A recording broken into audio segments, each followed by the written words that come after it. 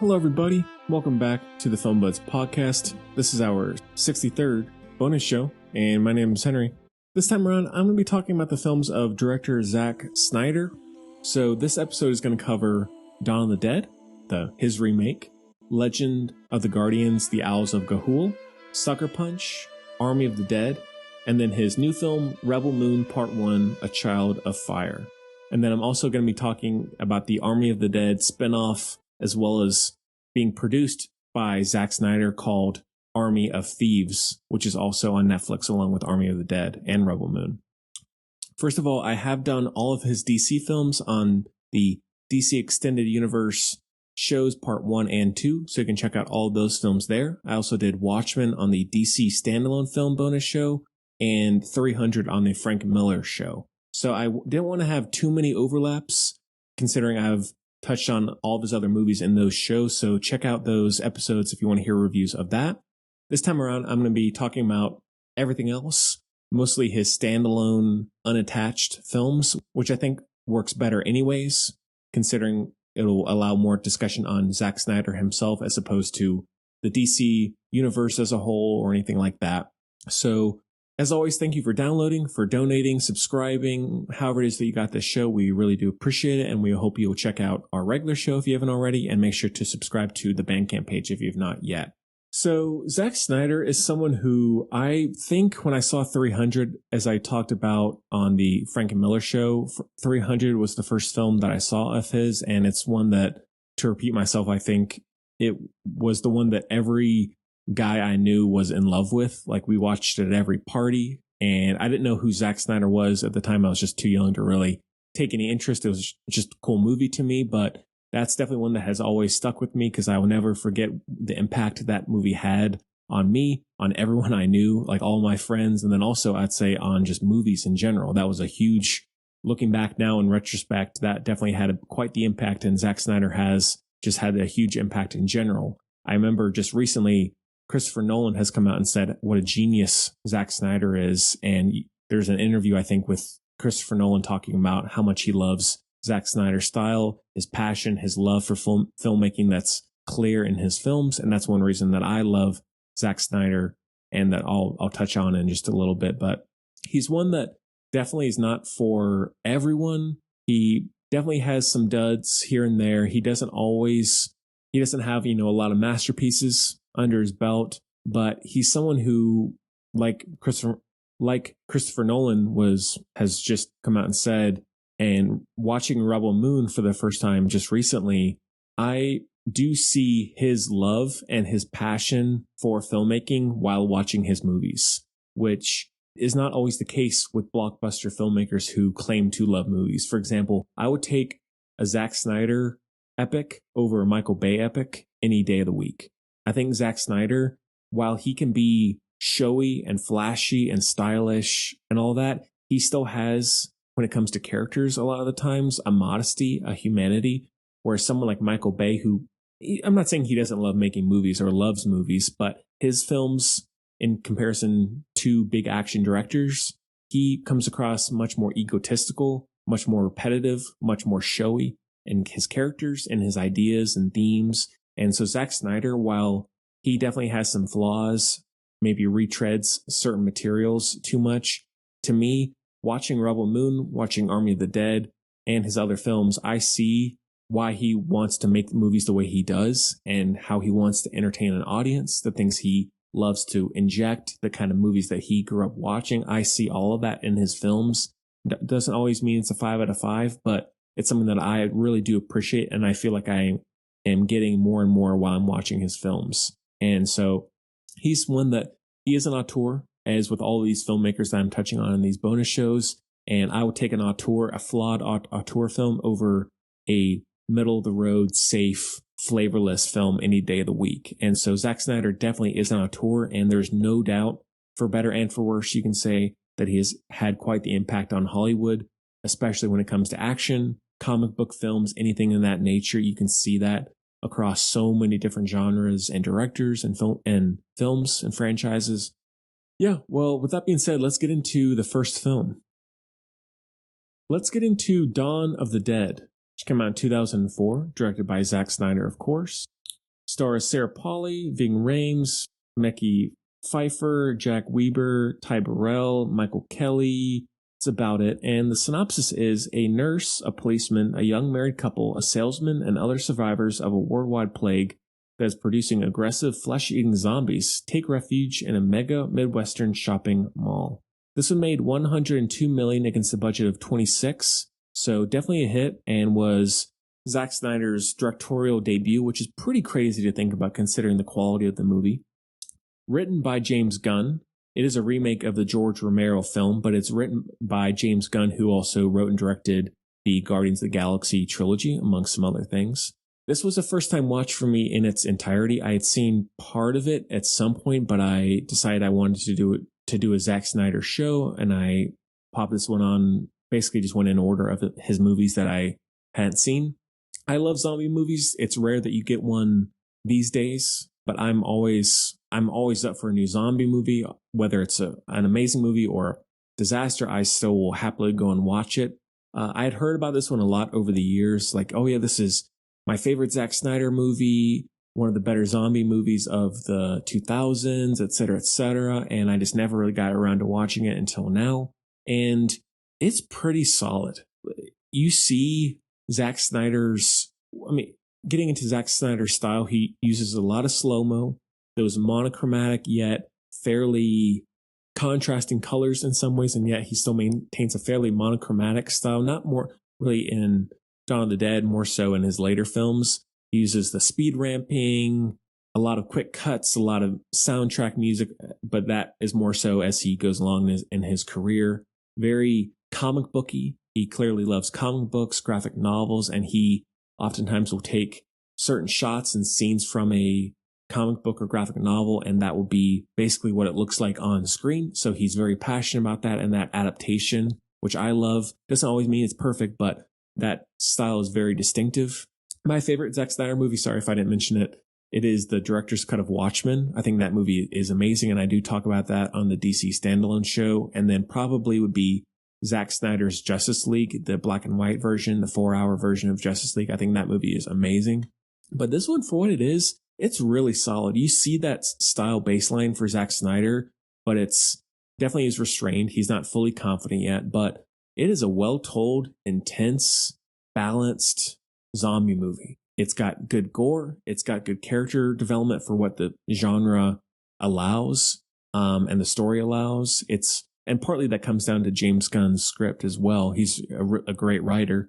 Zack Snyder has a great ability in this, especially considering this was his first film, to make it seem to show how close the characters are to being bitten and how putting them in danger, because there's so many zombie movies and shows where the zombies around them never actually feel like the characters are going to be bitten or attacked and threatened in any way. They just feel more so, all right, zombies, be scared.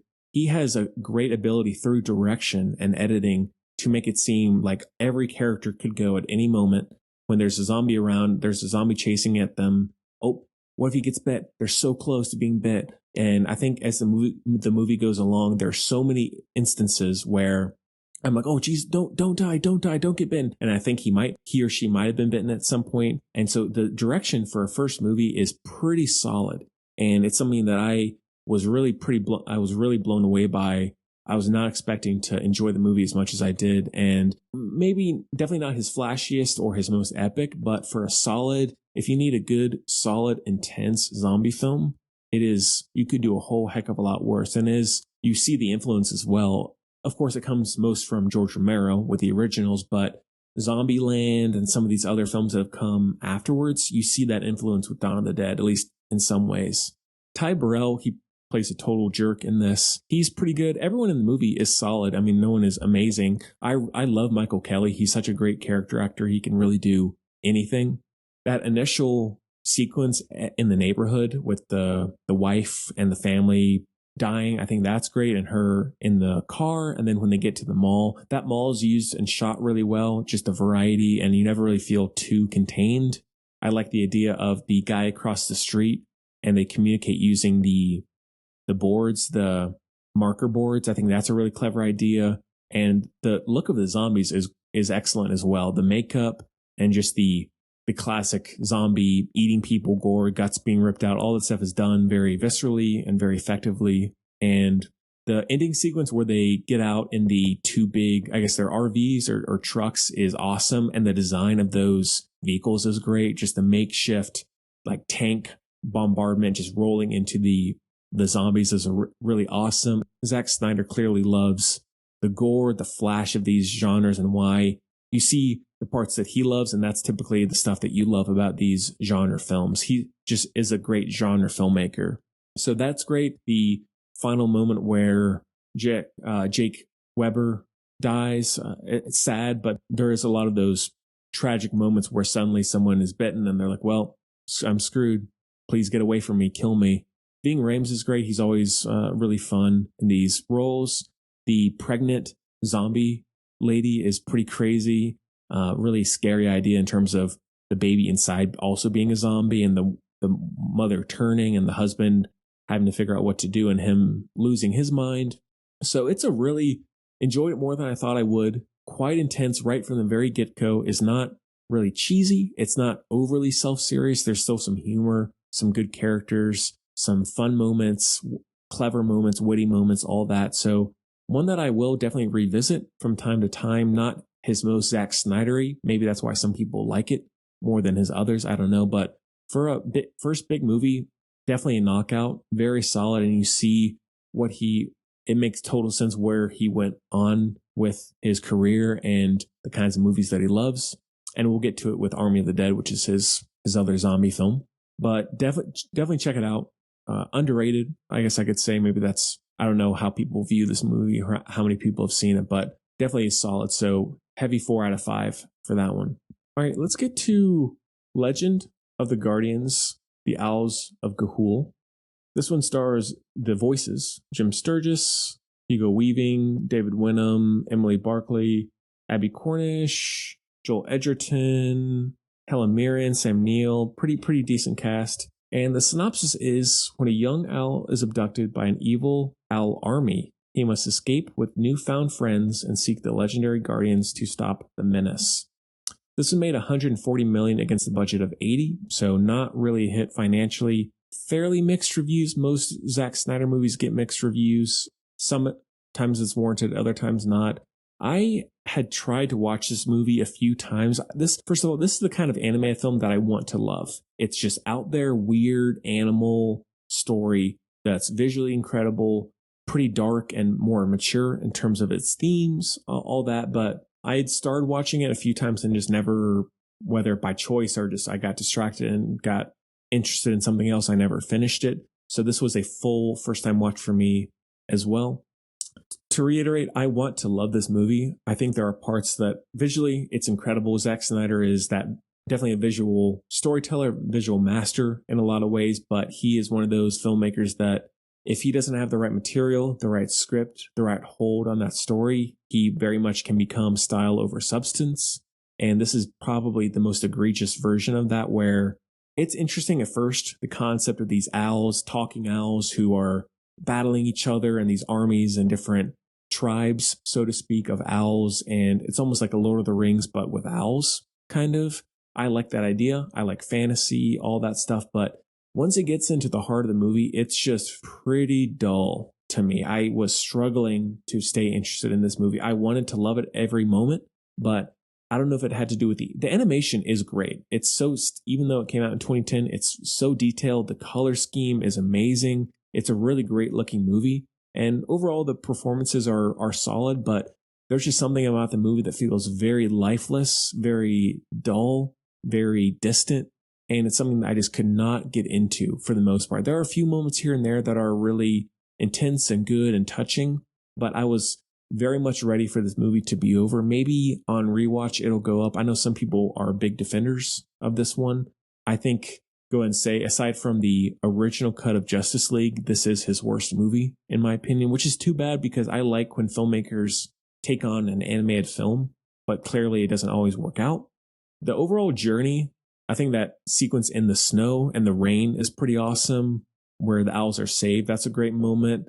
And there are, a few nail-biting, pun intended there, moments where it gets really dark, really dull, really gets into, one idea I got is characters suddenly being not maybe brainwashed, but being immediately put into a different family, a different culture, a different mindset, and then suddenly having your world turned on you, and also being fairly spoon-fed certain ideas and you turning on people and not knowing what to believe in. And so I think maybe I'm completely wrong in getting that, but that's what I got from the movie. All of those ideas are interesting, and maybe is definitely one of the films where there's more commentary. He doesn't usually have a ton of commentary in his movies, but I got that from the movie. But for the most part, still just a little soulless. Hate to say it. I see what he was going for, and I am always trying to latch on to something. And there were parts that I was into, but it just, it was a bit of a slog to get to. It's only about 90 minutes. It feels way longer. Most of his movies are big epics, 2.5 hour, 3 hour movies, but this one felt really long. And I just didn't care about much about what was happening. It felt fairly unoriginal in terms of just retreading a lot of material. I know it's based off books or a book, but whose ever fault that was, I don't know. It just was not original enough to really maintain my interest, and it wasn't heartfelt enough, anything like that. So it was quite disappointing. Maybe it'll go up later on rewatch. I don't know, but I feel like I'm not really interested in rewatching it anytime soon, and is definitely the worst of this group of films that we're talking about, and just his films in general, as I mentioned. So 2 out of 5 for that one. All right, let's get to Sucker Punch. This one came out in 2011. Stars Emily Browning, Vanessa Hudgens, Abby Cornish, Jenna Malone, Jamie Chung, Carla Gugino, Oscar Isaac, John Hamm, a few others. And the synopsis is: a young girl institutionalized by her abusive stepfather retreats to an alternative reality as a coping strategy and envisions a plan to help her escape. This one made $89 million against a budget of $82, so not a hit financially for him. This was also a first-time watch for me. I'd seen bits and pieces of it over the years on TV and other things, but just never sat down to watch it. One thing I like about Zack Snyder, and really just coming when it comes to blockbuster auteurs, is even if a movie is not amazing, I appreciate that someone like Zack Snyder is trying to make something fairly original. This isn't based off another comic book. It's based off his own story, as is Rebel Moon and some of his other films. I just like that he's trying to make something at least somewhat different. It's not a huge franchise. I think they're maybe hoping to do that, but it's fairly standalone, non-franchise, non-big IP connected film that he's doing his own story, his own style, his own world. And so a lot of these movies have that same feeling. Some work better than others, but this one is definitely a big example of him just getting the chance to get a lot of money and doing his own thing with it. And on that, I appreciate. I can admire that. Even if the movie's not amazing, I am just instinctively drawn to filmmakers and films like him and like Sucker Punch and his other films. So I knew that it was a fairly graphic novel-y, comic booky style of film. I knew the basic concept going in, and overall, I do like the movie. It's not as good as Dawn of the Dead. I don't think it's good as Army of the Dead or Rebel Moon. Spoiler. There are parts that are great. I think the World War I fantasy sequence is amazing. The slow-mo, the visuals still look great. The choreography of the action, the weapons, the look of the German soldiers is great. That whole sequence is definitely the best part. But with Zack Snyder, he can struggle with pacing, can sometimes jam a little too much into a movie like this. It's over 2 hours. I think it could have been 90 minutes.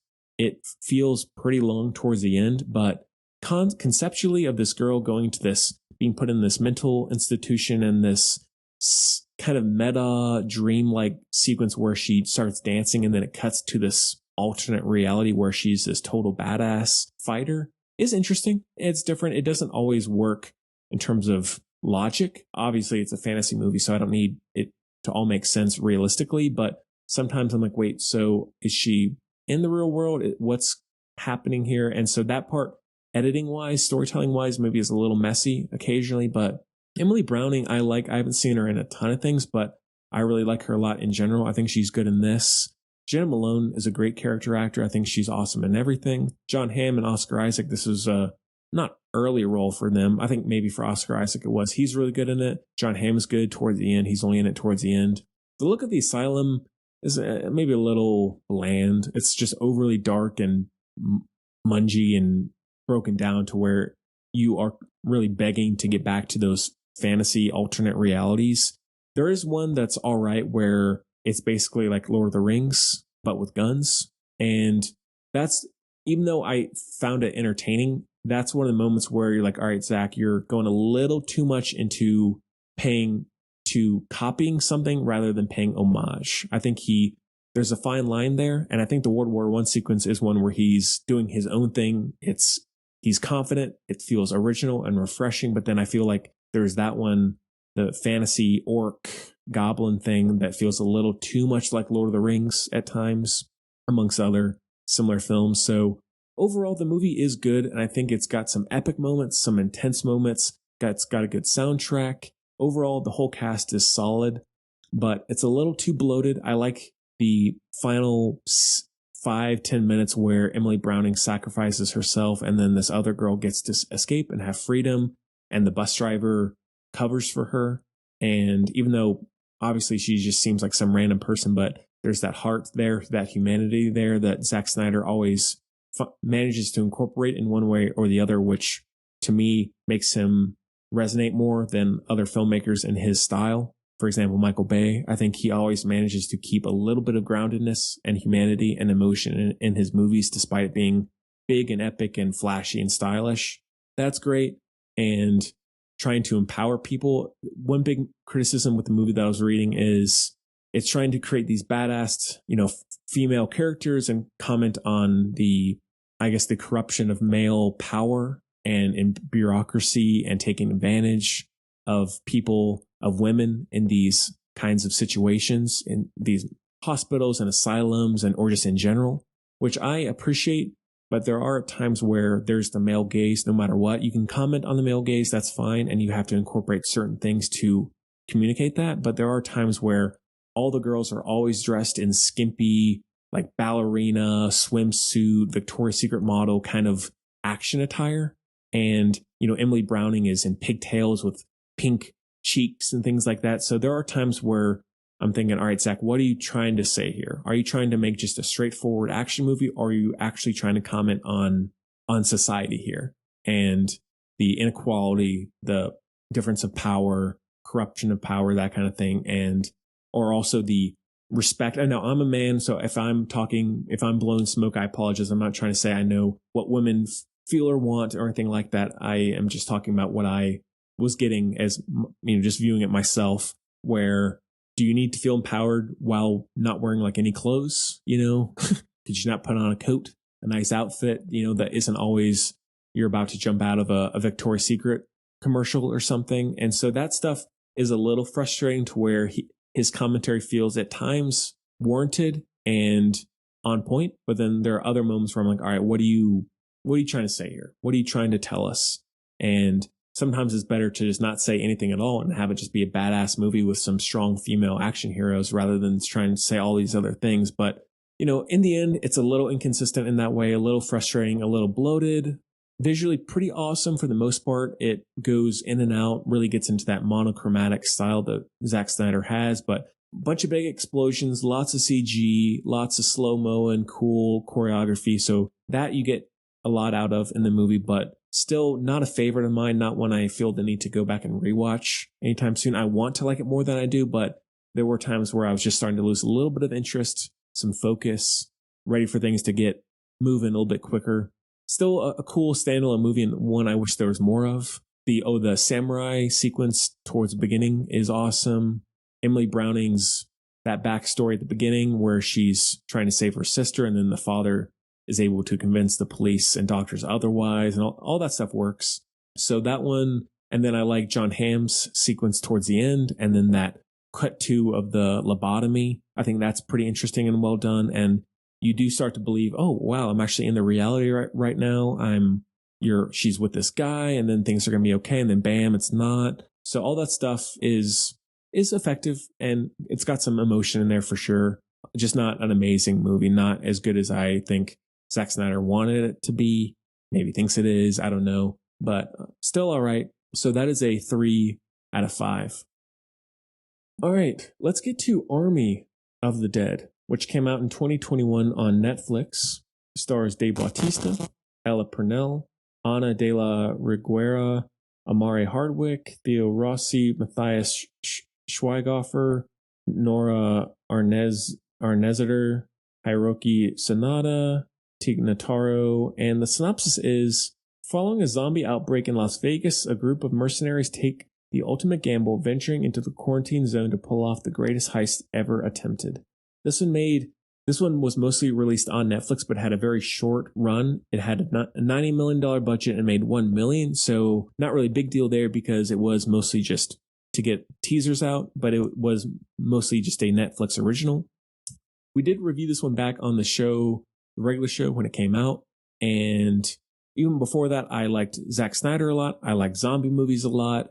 This was a rewatch for me. I think when I saw it first, I gave it maybe a 3.5, and I do like the movie more on rewatch now, maybe because I just watched a lot of Zack Snyder movies altogether, read more about him, and just appreciated him more. The movie isn't a masterpiece, for sure, and there are parts that are too overstuffed, too bloated, not ambitious as a bad thing, but there are points that just go a little too far in terms of maintaining a somewhat groundedness in the story. But I think the overall concept is awesome, where these group of, rebel misfits go in together to this casino and just try and get all this money. And it's fairly simple. There's not a lot of plot, which is not always the case with Zack Snyder films. Usually there's a lot of stuff going on, which there is a lot going on, but it's more so between the characters and the amount of characters in the movie rather than actual exposition. The opening credits are awesome. Which reminds me a little bit of Zombieland in terms of that slow-mo, super gory setup. But I think visually it's amazing. The different circumstances where you see people being taken by and killed by zombies is awesome. Like the parachutist, the guy with the saw, all that stuff is pretty awesome. The big container being slammed down. I think all that stuff is really awesome and epic and gory and gross and really cinematic. Watching this one, probably more so, maybe besides Rebel Moon, even in that sequence, it shows you how much Zack Snyder loves zombie movies and genre movies in general. Just indulgent, not indulgent in a bad way, just indulging in fun, gross, graphic, stylish content. And the music is great, and the Las Vegas setting is awesome. So I think the movie starts off really well. Dave Bautista has grown on me. I don't think he's an amazing actor. I don't think anyone considers him to be amazing. His best performance to me is probably in the new Blade Runner. Even though it's a small role, I think he's awesome in that. I like him as Drax in Guardians, but he sometimes wears on me a little too much. He's really good in it. And we'll get to it with Army of Thieves, but I think Matthias Schweighofer, sorry if I'm saying that name wrong, he, to me, is like a better version of Ryan Reynolds. This is the kind of role that Ryan Reynolds seemed to play sometimes, I would think, if this guy wasn't there. And if Ryan Reynolds was in this, I know it would be insufferable. Not to say I hate Ryan Reynolds across the board, but to me, this guy seems like a more grounded, fun, modest, charming, charismatic version of Ryan Reynolds in terms of that sort of character actor and supporting player. I think he's awesome. Some people don't like him. I think he's really enjoyable, and I really like him in Army of Thieves too. Hiroyuki Sanada, sorry if I said the name wrong. I love that guy in everything. He's one of the most underrated actors out there. He is so great in everything. I just love seeing him on screen. Tig Notaro, she's just an odd but cool choice for the movie. Very fun as that helicopter pilot.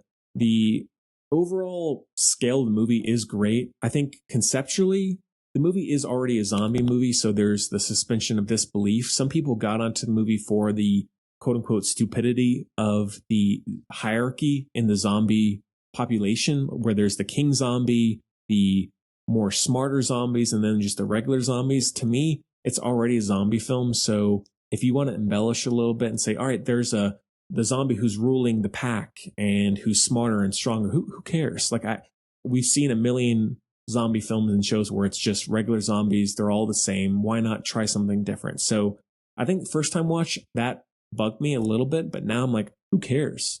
It's cool. It's interesting. It's different. I love the look of the king zombie. If that's what you want to call him. The witch-esque wife of his is great. The design of that character and the makeup in the movie is amazing across the board for the zombies. So I like those two. I like the beheading of the wife and the mission of the king zombie to get her back, and then the head exploding. All that stuff is really good. I really like Garrett Dillahunt as well. He's an awesome character actor. I love him in Assassination of Jesse James, really in everything. But he's good in this as a total jerk guy who you don't mind gets killed by that zombie tiger. That's another thing, the zombie tiger. Who cares? It's a zombie movie. Go with it, and I'll take something different. Now, that scene is a little too close to the Revenant when he dies, I think, in terms of the bear attack. But I guess there are only so many ways you can do an animal attacking someone. So fair enough, but at times feels a little too reminiscent of the Revenant. But when they get inside the casino and those relationships between, there's 2 or 3 little one-offs who have their own connections and backstories. I think all that stuff works. I think, and when I talk about Army of Thieves doesn't need to exist. If you were going to make a prequel about any of the characters, I would have loved to have seen one about the Coyote character. I think she's awesome and probably my favorite character in the movie. The daughter of Dave Bautista, I like her. The character isn't amazing. She's to me, a little whiny. And that redemption and that moment towards the end that they have is good. And I appreciate Dave Bautista trying to rekindle things and that not always working, and then them having to just work together. I like all that stuff. I don't love her character or the writing for her character, but not a huge deal. It's a good soundtrack, lots of good gore, lots of good gunfights in terms of just shooting zombies. The guy with the saw is awesome, like I mentioned. I like the idea of the safecracker, Matthias Schweighofer's character being the safecracker. That's interesting. The moment where Dave Bautista's old flame, if you will, when her head gets twisted around, is a crazy moment. So there are some real great moments of creativity when it comes to the gore and the action. That's something Zack Snyder does better than a lot of people. The moment where towards the end where they're trying to get out of the casino and Dave Bautista is shooting zombies through the main room of the casino with the slot machines stuff is awesome. Great sound work. The helicopter sequence where they're trying to lift off and the king zombie jumps on is great. So there's a lot of good intense moments. In the end, there are parts that just drag a little bit, feel too overstuffed, a few too many characters. We didn't need this many. I think I would have liked to have gotten to know more people rather than have a huge ensemble cast. I understand it's a zombie film, but at the same time, you're forfeiting certain things for that. And so a little overstuffed, a little too much going on sometimes, but still, for what it is, very solid. I think I like Dawn of the Dead and this at about the same level, just for different reasons. I think they're both pretty awesome. This one is more epic and obviously has a much higher budget than Dawn of the Dead, but then Dawn of the Dead is more grounded, more restrained. This movie, and then we'll get to it with Rebel Moon. These are the 2 films that I'm very frustrated by because they're released on Netflix. I want these movies to be theater movies. I understand he probably gets more creative freedom to do it with Netflix, but at the same time, I think both of these movies suffer a little bit because I'm not seeing them on a big screen. I'm watching them, at home on my TV or on my laptop. I'm pausing it to get up and do this, to do that, checking my phone, this, that, and the other. And so I think I wish he would go back to doing theater released films, because these are the films I want to see on a big screen. For example, Legend of the Guardians or something, or even Sucker Punch, I'd rather see on a smaller screen. But this and Rebel Moon, I wish I could see on a big screen, and I just can't because it's a Netflix movie. But still pretty awesome. It's flawed. It's got some flaws, but for what it is, it's epic. It's intense at times. It's fun. It's graphic and gory and violent and visceral. Very stylish and cool. Like, Zack Snyder's just a cool filmmaker. You can't say that about a lot of people out there right now. I think he's just a cool filmmaker, and I love that he he shows his love and passion for movies and for genre films on screen. I see that all the time. I can always respect that. As I said earlier, I always enjoy that, and I'll always want to go see Zack Snyder movies because I will see that when I'm watching it. So that one is a 4 out of 5. All right, let's get to his new film, which is also on Netflix now, which is Rebel Moon Part 1, A Child of Fire. This one stars Sofia Boutella, Digimon Hanzu, Ed Skrein, sorry if I said that wrong, Michelle Huseman, Bae Duna, Ray Fisher, Charlie Hunnam, Anthony Hopkins, and a few others. And the synopsis is, when a peaceful settlement on the edge of a distant moon finds itself threatened by the armies of a tyrannical ruling force, a mysterious stranger living among its villagers becomes their best hope for survival. This one has no budget because it was released solely on Netflix, but had both films, the one coming out in a few months, and this one have a combined budget of $166 million. So not crazy big for a blockbuster of this nature. I didn't know much about this going in. I knew, similar to Sucker Punch, this is a Zack Snyder quote unquote original story, which is another reason I love him, is like he has the ability now to say, I'm not going to just adapt a comic book. I'm going to make my own. I'm going to make my own graphic novel. I'm going to tell my own sci-fi story. And that's is something I love. Is it perfect? No, but this is something I would take happily over a fifth film in a franchise or something like that. I mean, obviously he's done DC films and things of that nature, but I'm just naturally drawn towards these movies. Yeah, sure, it takes from things, but it's still, at least in a sense, in its own world, in its own little corner. And so I really like that about the movie. Overall, I liked the movie more than I thought I would. I'd heard pretty bad things about it. Does it feel like Star Wars? Yes, it clearly takes from Star Wars and other films like that, but it's still, for what it is, it's pretty awesome. I think it's not one that maybe is not the best of Zack Snyder, and I wish I had seen it in theaters. I think it would be better and more epic in that sense. Just watching it, I watched it on my laptop because of the situation I was in, but still really enjoyed it. Maybe that's saying something, that I enjoyed a lot on my laptop. But first of all, Sofia Boutella is amazing in this. She's great in everything. I think when I saw her first in Star Trek Beyond, I've loved her ever since. Starting off, her physical performance, her physicality, and how Zack Snyder shoots her and shoots that slow-mo action, that choreography is so great. This is some of Zack Snyder's best shot and executed action sequences. I think the sequence in the barn where she kills the invaders is amazing. The sequence towards the end where they're on the different platforms and that shootout is great. This is some of the best action he's ever done. Visually is incredible. Probably one of his best looking movies. Watchmen is probably still his best. Maybe Zack Snyder's Justice League is the other top tier. But this one, yeah, it takes from Star Wars, but still, for what it is, it still looks great. The change of scenery in this, it is very much a journey, space, road trip, adventure film. The backgrounds, the sets, the costumes, beautiful, so detailed. And I see that the calls back, some people say it's not original, it's retreading things. But to me, maybe I was just in the right mood. I was taking it all in and really enjoying it. Charlie Hunnam is I love him in really everything. And I like the twists with his character as well towards the end. They do a fairly decent job of hiding that. Maybe that makes me seem stupid. I don't know. But I think that twist towards the end with him works. And you can see, at least in what is shown in the film, how the characters would not see that coming. It's not like, oh, wait, what? I think the characters and how it's presented, it makes sense for them not seeing that. The sequence with the rebel leader and the bird is awesome. And that flight moment's a little extended and a little unnecessary, but that's sort of in Zack Snyder's wheelhouse, just that exaggerated, cool, stylish, epic sequence. In terms of sequences, he's great at that. It doesn't always work, but I think in that part of the movie, it's great. The bar sequence where they meet Charlie Hunnam, I really enjoy that, where there's the guy with the jellyfish creature around his neck, and that's speaking for him or through him. That's a really cool idea.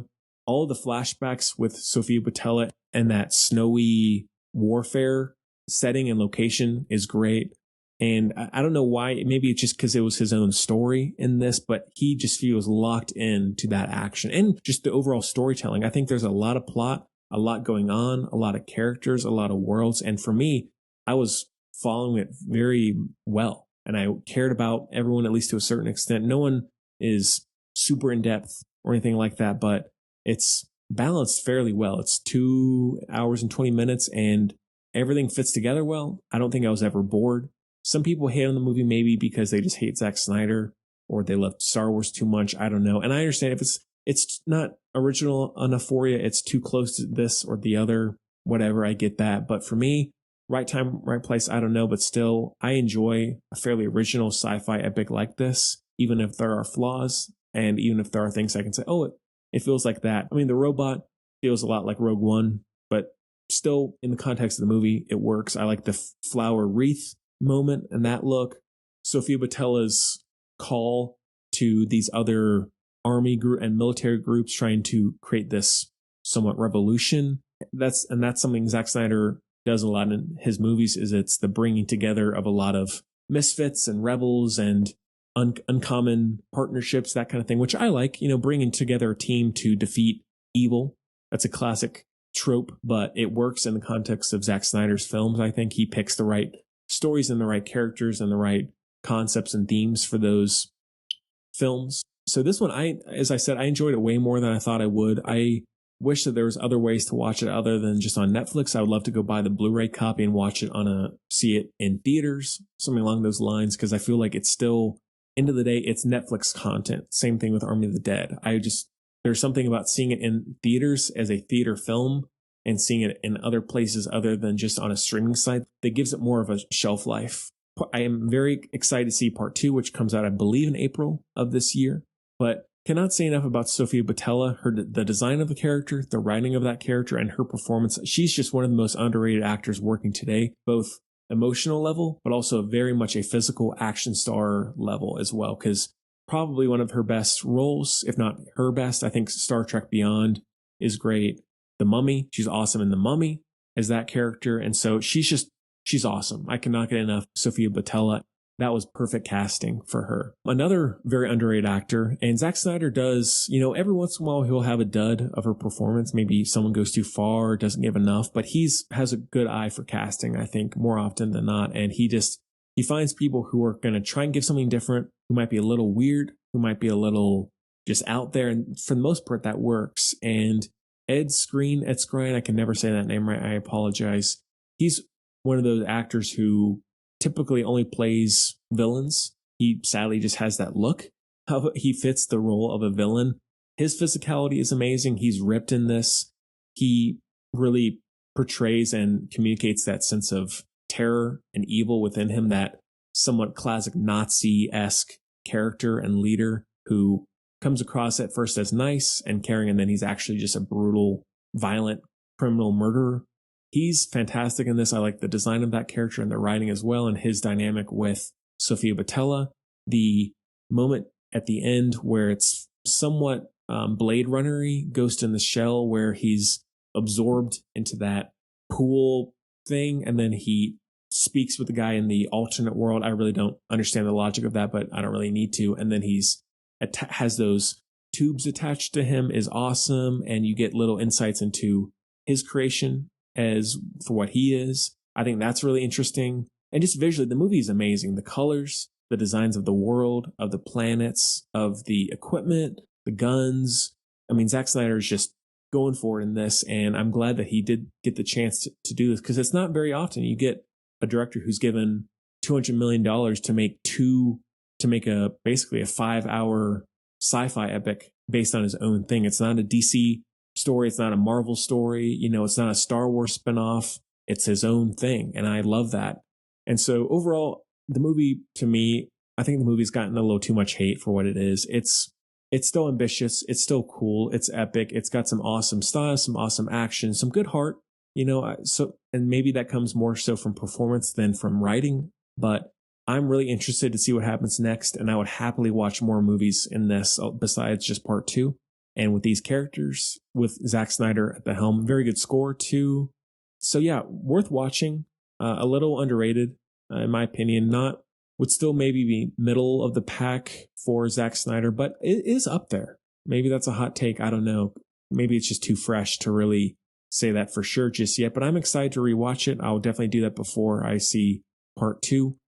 Check it out. It is on Netflix original. So that is a 4 out of 5. All right, so let's get to the last movie, which is not a Zack Snyder directed film. It is just produced by him. It is a Netflix original too. It is a prequel to Army of the Dead. It's called Army of Thieves. Came out in 2021. It is directed by Matthias Schweighöfer, who is Ludwig in Army of the Dead. He directed the movie as well, which I did not know until credits rolled. Also stars Natalie Emmanuel, Ruby O'Fee, Stuart Martin, Guz Khan, John Cohen. And the synopsis is a prequel set before the events of Army of the Dead, which focuses on German safecracker Ludwig Dieter leading a group of aspiring thieves on a top secret heist during the early stages of the zombie apocalypse. This one has no box office because it was a Netflix original. It had only a $7 million budget, so not pretty impressive for just $7 million. One fun fact, my other podcast, The Music Buds, I actually interviewed one of the composers for this film, Steve Mazzaro. So check that out on the Music Buds podcast, available wherever you listen to Film Buds as well. This was a first time watch for me. Even though I like heist movies, when it comes to just a fairly unnecessary prequel, I was struggling to take the time to watch this until I decided to do a Zack Snyder bonus show. Like I said with Army of the Dead, I really like the Ludwig character and I like the actor. And this being one of his only directorial credits, it's pretty well directed. It has a mix between Zack Snyder, Guy Ritchie sort of feel to it. And the movie, it flows well. It's got some very engaging action sequences and some good humor, good tonal balance. So I was really impressed considering he also starred in it and this was one of his only films that he's directed. And I would happily watch another film that he made, really. The biggest thing about the movie is it doesn't need to be there. Like I said with Army of the Dead, if there was going to be any prequel or spinoff, I would rather take one with a Coyote character. With him, I'll take any character who's passionate about something, who is great at something. And one thing about the movie is it does show you the intricacies of safe cracking, like he's putting his ear against the safe and you see the inner workings of the safe. I think that's interesting and new. But end of the day, it is just a fairly normal heist film. It's got some intense moments and some good twists and turns, but it is just too long. I don't think it needed to be 2 hours. By the end, I was kind of ready for it to be over. I just don't care enough about this guy to need this whole movie. If they wanted to tell a 5-minute prequel, that you could watch on your own, that's different. But a 2-hour movie, no, don't really need it. It's still serviceable. It does the job. And if you need 2 hours to kill and want to watch a heist movie, you could do a whole heck of a lot worse. It is interesting that there aren't really any zombies in it. It is purely just what happens before the apocalypse with this guy. So that's interesting, an interesting concept. But overall, the whole time I was watching, I was like, oh yeah, this movie, I'll just watch Army of the Dead. I don't need to know the backstory of this guy to enjoy that character or to get enough out of that character in that movie. Some prequels, some spinoffs I'm totally cool with and it feeds into that character, but there's just not enough in the movie. I like the idea of him doing this YouTube series at first and no one listening or no one watching. I think that's pretty funny. Natalie, if I'm saying that right, Emmanuel, she's all right. I like her generally and she's got good chemistry with him, but there's just not enough going on, not enough that's original, not enough style or refreshing storytelling to make it anything other than just, yeah, it was cool. I made it through. Not a whole lot else than that. Good soundtrack, good score. I'm kind of struggling to find a lot to say about this movie because it is just a heist film. I think the contest at the beginning is pretty cool where he's just thrown into this safe cracking contest. I think that's an interesting idea. So there are little moments sprinkled throughout that are, well, that's pretty cool. Not really, you don't need it to make Army of the Dead better or to feed into that film, but you're like, wow, it's actually all right. I was surprised that I was engaged as much as I was, or at least to an extent of what I was, but not one I'll ever really feel the need to watch again. Could have done other spinoffs that would have been better. As I mentioned, I'll always just rather watch Army of the Dead. That's just how it is. So that's a 3 out of 5. All right. So that is it for the show. As I said at the beginning, I have done all of Zack Snyder's films now at this point, along with this episode. All of his DC films are on either the DC Extended Universe shows Part 1 or Part 2, or the DC Standalone show, and then 300 is on the Frank Miller show. And there are a few that I've done on the show, the regular show, periodically, so you can check those out too. But follow us on social media at FilmBuds, on me and my wife Elle on Letterboxd. Let us know your thoughts on episodes, on these movies that we talk about, how you think of them. Tell your friends about FilmBuds, subscribe, rate, review, both to our regular feed and to the bonus show page on Bandcamp. We hope you stick around. We hope you enjoy it. We hope you're getting some out of it because we love having you. And I'll see you next time.